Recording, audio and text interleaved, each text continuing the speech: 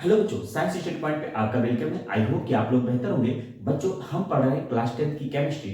ठीक है, यानी क्लास 10 की साइंस के जो रसायन विज्ञान है उसके बारे में हम पढ़ रहे हैं। और हमने स्टार्ट किया था फर्स्ट चैप्टर, और इसके पहले हमने फर्स्ट चैप्टर के पार्ट 1 को पढ़ लिया है। अब फर्स्ट चैप्टर के पार्ट 2 को पढ़ने जा रहे हैं। तो अगर आपने चैनल को अभी तक सब्सक्राइब नहीं किया तो चैनल को जरूर सब्सक्राइब करें और वीडियो को ज्यादा से ज्यादा शेयर करें। आइए देखते हैं पार्ट 2 में हमें क्या पढ़ना है। पार्ट 2 में बच्चों हमें पढ़ना है अभिक्रिया के प्रकार, यानी अभिक्रिया के कौन कौन से प्रकार होते हैं। उसमें जो पहला प्रकार है बच्चों, संयोजन अभिक्रिया हम देखेंगे। यानी संयोजन अभिक्रिया किसे कहते हैं इसके बारे में हम डिस्कस करेंगे। तो देखिए, जब दो या दो से अधिक पदार्थ संयोग करके एकल उत्पाद का निर्माण करते हैं। किसका बच्चों? एकल उत्पाद का निर्माण करते हैं, तो उस अभिक्रिया को संयोजन अभिक्रिया कहते हैं। यानी जब दो से अधिक पदार्थ संयोग करके एकल उत्पाद का निर्माण करते हैं, तो ऐसी अभिक्रिया को बच्चों हम क्या कहते हैं? संयोजन अभिक्रिया कहते हैं। संयोजन का मतलब ही होता है क्या? जुड़ना, एडिंग होती है।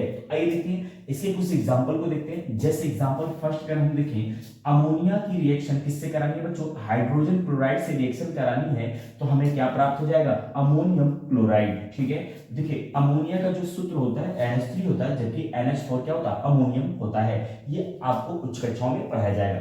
देखिए इसका नाम क्या है बच्चों? NH3 को हम क्या बोलते हैं? अमोनिया कहते हैं। क्या कहते हैं? अमोनिया कहते हैं। और ये क्या है? हाइड्रोजन। ठीक है बच्चों, ये क्या है? Hydrogen chloride. ठीक है, ये क्या है? Hydrogen chloride. जब अमोनिया और हाइड्रोजन क्लोराइड को आपस में जोड़ा जाता है, यानी अमोनिया और हाइड्रोजन क्लोराइड की रिएक्शन कराई जाती है, तो हमें जो बच्चों प्राप्त होता है उत्पाद, उसका नाम होता है अमोनियम क्लोराइड। क्या प्राप्त होता है? Ammonium chloride. तो ये किस प्रकार की अभिक्रिया है बच्चों? ये संयोजन अभिक्रिया है। ये किस प्रकार की अभिक्रिया है बच्चों? तो ये संयोजन अभिक्रिया है। अब इसी का जो दूसरा उदाहरण देखेंगे, जब हम कोयले को जलाते हैं तो कौन सी गैस निकलती है? Carbon dioxide. दहन का मतलब होता है जलाना या आग लगाना, जो भी समझ सकते हैं आप अपनी लैंग्वेज में।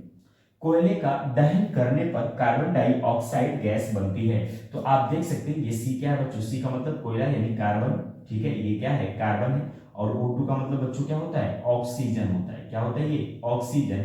ठीक है, जब कार्बन और ऑक्सीजन की रिएक्शन कराएंगे तो बच्चों हमें क्या प्राप्त हो जाता है? CO2, जिसे हम क्या कहते हैं? Carbon dioxide. क्या कहते हैं बच्चों? कार्बन डाइऑक्साइड हम कहते हैं। ठीक है, अब जो हमारा तीसरा इंपॉर्टेंट है, काफी इंपॉर्टेंट है। ठीक है, आपकी बोर्ड परीक्षाओं में ये पूछ लिया जाता है। तो बच्चों देखिए, CO को हम क्या कहते हैं? Carbon monoxide. और Cl2 को क्या कहते हैं? क्लोरीन। तो कार्बन मोनोऑक्साइड क्लोरीन से क्रिया करके कार्बोनिल क्लोराइड गैस बनाती है। यानी जो कार्बन मोनोऑक्साइड होगी वो क्लोरीन से जब रिएक्शन करेगी तो हमें क्या प्रोडक्ट मिलेगा? Carbonyl chloride. तो आप देख सकते हैं CO को हम क्या कहते हैं? Carbon monoxide. और CO क्या है बच्चों? क्लोरीन है। यानी CO और Cl2 की जब रिएक्शन होगी तो हमें क्या प्राप्त हो जाएगा? COCl2, जिसे हम क्या कहते हैं? Carbonyl chloride. ठीक है बच्चों, ये थी संयोजन अभिक्रिया। अब चलते हैं दूसरी अभिक्रिया की तरफ।